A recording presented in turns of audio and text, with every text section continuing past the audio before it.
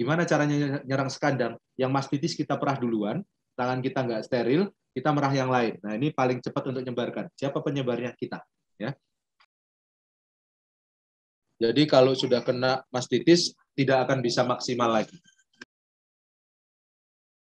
Tapi kambing PE yang ambingnya kayak botol, itu rentan terkena mastitis. Kenapa? Karena dia panjang.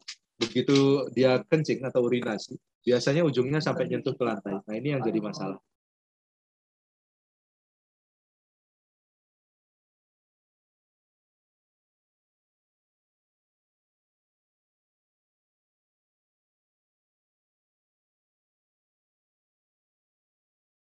Nah, ini Kang Irwan. Cimalungun nih. Izin dok, aku belum jawab kemarin ya, tentang yang anak croissant lo ya. Nantilah mas.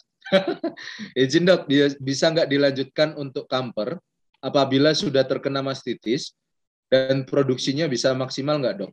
Nah, kalau sudah terkena mastitis produksinya tidak akan maksimal. Kenapa? Karena radang yang ada di kambing tadi. Jadi ini sama-sama kita tahu ya. Mastitis bisa menyerang hanya salah satu, bisa hanya kiri saja, bisa hanya kanan, atau bisa jadi dua-duanya. Bisa jadi kalau kita teledor bisa nyerang sekandang. Gimana caranya nyerang sekandang? Yang mastitis kita perah duluan, tangan kita nggak steril, kita merah yang lain. Nah, ini paling cepat untuk menyebarkan. Siapa penyebarnya? Kita. Ya. Ambing ini ada kanan kiri. Kalau kambing, dia dua. Walaupun kayak kambing bur, yang secara standar internasional boleh putingnya dua, agak jauhan gitu sehingga jadi 4. Yang penting nggak nyabang, jadi ada standar internasional bur, beberapa puting. Itu enggak ada masalah. Kalau kambing perah, saran saya tetap cari yang putingnya 2.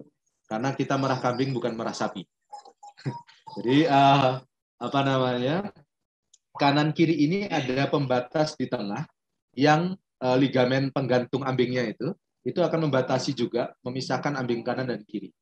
Kalau ditanya setelah kena mastitis bisa maksimal nggak? Tidak. Karena apa? Radang tadi itu kalau sudah sampai di ambing, sudah sampai di jaringan alveoli di dalam ambing, itu akan menyebabkan luka di dalam. Namanya radang pasti luka ya. Ada infeksinya di situ, kemudian ada radangnya. Penyembuhannya akan membuat jaringan-jaringan ikat di dalam. Jadi kalau yang sempat kena mastitis, biasanya ambingnya akan tetap agak keras setelah kering kandang. Atau agak nanti asimetri, tidak simetris. Kenapa? Karena yang satu udah isinya jaringan ikat.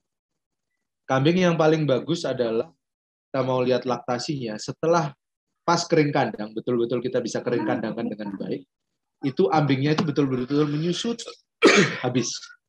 Setelah itu nanti begitu mau lahiran, mengembang lagi penuh. Nah, ini ambing yang paling bagus. Yang kita sesama semua peternak kambing perah cari. Yang bisa nyusut sekali. Karena itu berarti semua susu yang diproduksi di dalam tadi bisa terperah dengan sempurna. Itu jawabannya, Mas. Jadi kalau sudah kena mastitis, tidak akan bisa maksimal lagi. Pertanyaannya adalah, apakah dia ditahan sebagai genetik bagus untuk diambil anaknya, kalau memang genetiknya bagus, atau kalau genetiknya jelek, ya udah terpaksa kali. Gitu. Kambing PE, nah ini mungkin saya belum tahu ada pertanyaan atau enggak. Tapi kambing PE yang ambingnya kayak botol, itu rentan terkena mastitis. Kenapa? Karena dia panjang. Begitu dia kencing atau urinasi, biasanya ujungnya sampai nyentuh ke lantai. Nah ini yang jadi masalah. Gitu. Oke. Lanjut lagi. Udah gimana, banyak nih. Mas Irwan Syah, Malungun? Aman, ya, Bang? Mantap. Terima kasih, Dok. Ya, Mas.